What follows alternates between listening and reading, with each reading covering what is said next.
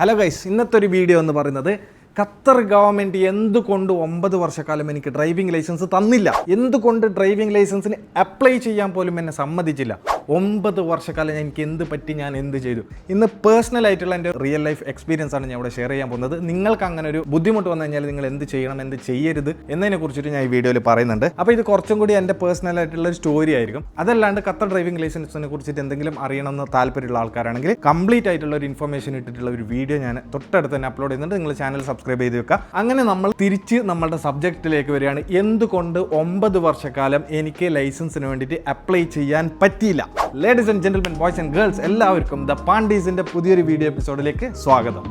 Way back in 2016, 10 വർഷങ്ങൾക്ക് മുമ്പ് ഞാൻ ആദ്യമായിട്ട് ഖത്തറിൽ ലാൻഡ് ചെയ്ത സമയത്ത് ഞാൻ വിസിറ്റിംഗ് വിസയിലായിരുന്നു. എനിക്ക് ജോലി ഉണ്ടായിരുന്നില്ല. അങ്ങനെ കുറേ ഞാൻ ജോലി അന്വേഷിച്ച് നടന്ന് കുറേ റിജക്ഷനും കുറേ ഇൻ്റർവ്യൂസൊക്കെ പൊട്ടിപ്പാളീസായ സമയത്ത് ഞാൻ മനസ്സിലാക്കിയ ഒരു കാരണം എന്ന് വെച്ചാൽ, നമ്മൾക്ക് ഡ്രൈവിംഗ് ലൈസൻസ് ഉണ്ടെങ്കിൽ ഖത്തറിൽ എത്രത്തോളം ജോലി സാധ്യതകൾ ഉണ്ട് എന്നുള്ളതാണ്. അത് അന്നും ഇന്നും ഏകദേശം അങ്ങനെ തന്നെയാണ്. അത്രത്തോളം ഇമ്പോർട്ടൻസ് ഈ ലൈസൻസിന് ഇവിടെ ഉണ്ട് എന്ന് മനസ്സിലാക്കി ഞാൻ എങ്ങനെയെങ്കിലും ലൈസൻസ് എടുക്കണം എന്നുള്ള ഒരു സംഭവം എൻ്റെ മനസ്സിൽ കയറി കൂടി. അങ്ങനെ ആദ്യം ഞാൻ ജോലി കണ്ടുപിടിച്ചു. ജോലി കണ്ടുപിടിച്ച് കയറിയ ഉടനെ ലൈസൻസിന് അപ്ലൈ ചെയ്യാൻ വേണ്ടിയിട്ട് എന്തൊക്കെ കാര്യങ്ങൾ ചെയ്യണമെന്ന് ഇങ്ങനെ അന്വേഷിച്ചു പോയി. അങ്ങനെ അന്വേഷിച്ച് പോയ സമയത്താണ് സന്തോഷ വാർത്ത എന്നുള്ള രീതിയിൽ ഞാൻ ആ കാര്യം മനസ്സിലാക്കുന്നത്. അതായത് ഡ്രൈവിംഗ് ലൈസൻസ് എടുക്കണമെന്നുണ്ടെങ്കിൽ നമ്മൾക്ക് കമ്പനിയുടെ NOC പേപ്പർ വേണം. എന്താണ് ഈ NOC പേപ്പർ? അതായത് എൻ്റെ മുതലാളി എനിക്കൊരു പേപ്പറിൽ ഒപ്പിട്ട് തരണം, നീ പോയി ലൈസൻസ് എടുക്കുന്നതിന് എനിക്കോ എൻ്റെ കമ്പനിക്കോ ഒരു രീതിയിലുള്ള ബുദ്ധിമുട്ടില്ല, ഹം തുമാര ബായ് ബെഹനേ ഹേ എന്ന് പറഞ്ഞിട്ടുള്ള ഒരു പേപ്പർ തരണം എന്നുള്ള സന്തോഷ വാർത്ത ഞാൻ കേട്ടതോടുകൂടി ഞാൻ അടപടലം 3G ആയി. ആർക്ക് നഷ്ടപ്പെട്ട്? എനിക്ക് നഷ്ടപ്പെട്ട്. ഞാൻ എൻ്റെ പരിശ്രമം വിട്ടുകൊടുത്തില്ല. ഞാൻ എൻ്റെ മുതലാളിയുടെ പിന്നാലെ നടന്ന് ചോദിക്കലായി. മുതലാളി തരൂല, ചോദിക്കല്.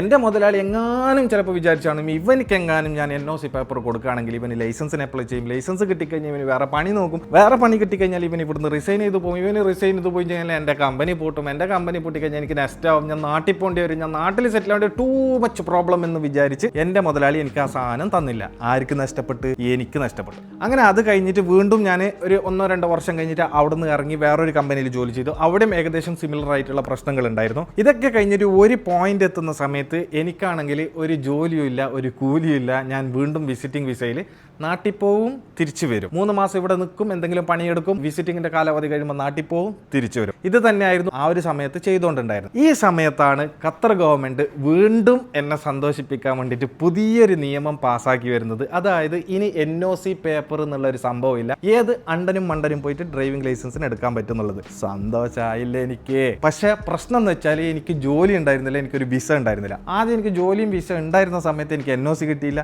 NOC വേണ്ടാത്ത സമയത്ത് എനിക്ക് ജോലിയും കൂലിയും വിസയും ഇല്ലാണ്ടായിപ്പോയി. ആർക്ക് നഷ്ടപ്പെട്ട്? എനിക്ക് നഷ്ടപ്പെട്ട്. അങ്ങനെ കുറച്ച് സമയം കഴിയുമ്പോൾ എനിക്ക് അത്യാവശ്യം കുഴപ്പമില്ലാത്തൊരു ജോലി എനിക്ക് കിട്ടി, എനിക്കൊരു വിസ കിട്ടി. അപ്പോൾ എൻ്റെ മനസ്സിൽ എൻ്റെ ട്രാക്ക് മൊത്തത്തിൽ ഇത്ര വർഷക്കാലം ഞാൻ കാത്തിരുന്ന എൻ്റെ ആ ഒരു സ്വപ്നം സാക്ഷാത്കരിക്കാനുള്ള ഒരു മൊമെന്റ് എത്തുന്ന ഒരു സമയം വരുമ്പോൾ ഖത്തർ ഗവൺമെന്റ് എന്നെ സന്തോഷിപ്പിക്കാൻ വേണ്ടി മാത്രമായിട്ട് പുതുതായിട്ടൊരു നിയമം കൊണ്ടുവരികയാണ്.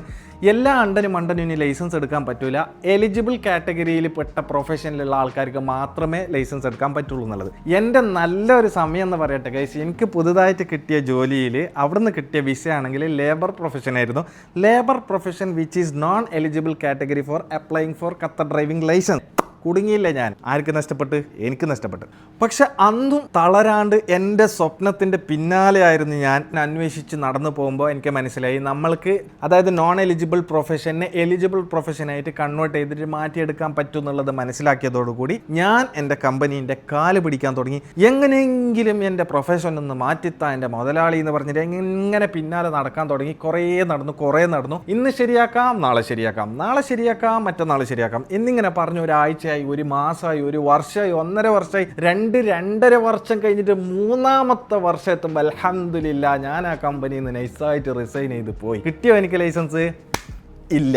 ആർക്ക് നഷ്ടപ്പെട്ട്? എനിക്ക് നഷ്ടപ്പെട്ട്. ഒക്കെ കഴിഞ്ഞു ഗൈസ്. അത് കഴിഞ്ഞിട്ട് വീണ്ടും ഒരു പ്രത്യേക സാഹചര്യത്തിൽ ഇതേ കമ്പനിയിൽ എനിക്ക് തിരിച്ചു വരേണ്ടതായിട്ടുള്ള ഒരു ആവശ്യം വന്നു. വരുന്ന സമയത്ത് എൻ്റെ മാനേജ്മെൻറ്റിനോട് കറക്റ്റായിട്ട് ഞാൻ കാല് പിടിച്ചിട്ടുണ്ടായിരുന്നു. എനിക്ക് ഖത്തർ ഡ്രൈവിംഗ് ലൈസൻസ് എടുക്കാനുള്ള വിസയുടെ പ്രൊഫഷന് തന്നാൽ മാത്രമേ ഞാൻ വരുള്ളൂ എന്നുള്ളത്. ഭാഗ്യം വെച്ചാൽ എൻ്റെ ആ ഒരു അപേക്ഷ അവർ കേട്ടത് കൊണ്ട് തന്നെ ഞാൻ ഖത്തറിലേക്ക് വീണ്ടും വന്നു. ഇവിടെ ലാൻഡായ പിറ്റേ ദിവസം തന്നെ ഞാൻ ജോലിക്ക് കയറി. അതിൻ്റെ പിറ്റേ ദിവസം തന്നെ ഞാൻ എൻ്റെ അപേക്ഷിക്കൽ തുടങ്ങി. എനിക്കൊന്ന് പ്രൊഫഷന് മാറ്റിത്തായോ. വീണ്ടും ഇങ്ങനെ കുറേ സമയം ഇങ്ങനെ കടന്നുപോയി. അവസാനം ചില നല്ലവരായ മനുഷ്യരുടെ ഇടപെടൽ കാരണം എനിക്ക് അവസാനം എൻ്റെ നോൺ എലിജിബിൾ കാറ്റഗറിയിൽ നിന്നുള്ള പ്രൊഫഷൻ എടുത്ത് മാറ്റിയിട്ട് എലിജിബിൾ ഇട്ട് തന്നു. സന്തോഷമായില്ല മക്കളെ. ഇനി നമുക്ക് ലൈസൻസ് എടുക്കാം. 9 വർഷം കംപ്ലീറ്റ് ആയതിനു ശേഷം ഫൈനലി ആ സന്തോഷ വാർത്ത ഞാൻ കേൾക്കാൻ പോകുന്നു. ഒന്നും നോക്കില്ല ഗൈസ്, ഒന്നും നോക്കില്ല. പാർട്ടിയോട് പാർട്ടി, സെലിബ്രേഷനോട് സെലിബ്രേഷൻ. സാക്ഷരത സ്വപ്നം സാക്ഷാത്കരിക്കാൻ പോവുകയാണ് ഗൈസ്. ഞാൻ നേരെ ഡ്രൈവിംഗ് സ്കൂളിൽ പോയി ചേർന്നു. അവിടെയുള്ള കാര്യങ്ങളൊക്കെ പ്രൊസീജിയറൊക്കെ കഴിഞ്ഞു. എന്നിട്ട് എനിക്ക് കമ്പ്യൂട്ടർ ടെസ്റ്റ് കിട്ടി. കമ്പ്യൂട്ടർ ടെസ്റ്റ് ഞാൻ സക്സസ്ഫുള്ളി അൽഹംദുലില്ലാ പാസ്സായി. എന്നിട്ട് എനിക്ക് റോഡ് ടെസ്റ്റ് കിട്ടി. റോഡ് ടെസ്റ്റ് കിട്ടിയതിന് ശേഷം അതും പാസ്സായതിനു ശേഷം അടുത്ത എൻ്റെ എൽ ടെസ്റ്റ് കിട്ടി. എൻ്റെ എല്ല് പൊട്ടി.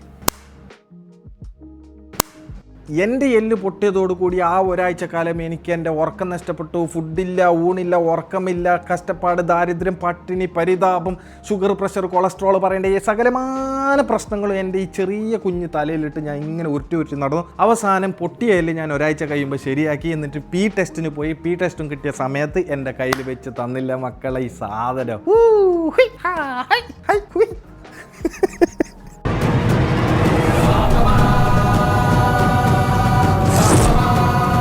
അവസാനം ലൈസൻസ് കിട്ടി. പിറ്റേ ദിവസം തന്നെ പോയി വണ്ടി കൊടുത്തു. അത് കഴിഞ്ഞിട്ട് ഇതുവരെ അങ്ങനെ ഒരു ഫ്ലോയിൽ പോകുന്നുണ്ട് ഗൈസ്. ഞാൻ ഈ വീഡിയോയിൽ പറയാൻ ഉദ്ദേശിച്ചത്, ചിലപ്പോൾ നിങ്ങൾക്ക് ഡ്രൈവിംഗ് ലൈസൻസ് അത്ര ഒരു അത്യാവശ്യമല്ല, അല്ലെങ്കിൽ വലിയതായിട്ടുള്ള ഒരു ഇമ്പോർട്ടൻസ് നിങ്ങൾ അതിന് കൊടുക്കുന്നില്ലെങ്കിൽ ഞാനിപ്പോൾ പറഞ്ഞതൊക്കെ നിങ്ങൾക്ക് ഭയങ്കര എക്സാജറേഷൻ ആയിട്ട് തോന്നും. ഒബ്വിയസ്ലി ഞാൻ പറഞ്ഞത് എക്സാജറേഷൻ ആണ്. പക്ഷേ ഇതിന് വേണ്ടിയിട്ട് കഷ്ടപ്പെട്ട് കാത്തിരുന്ന് പല പ്രതിസന്ധികളും നേരുന്ന ഒരാൾക്ക് ഇങ്ങനത്തെ ഒരു മൊമെൻറ്റ് വരുമ്പോൾ അത് ഭയങ്കര ഹ്യൂജാണ്.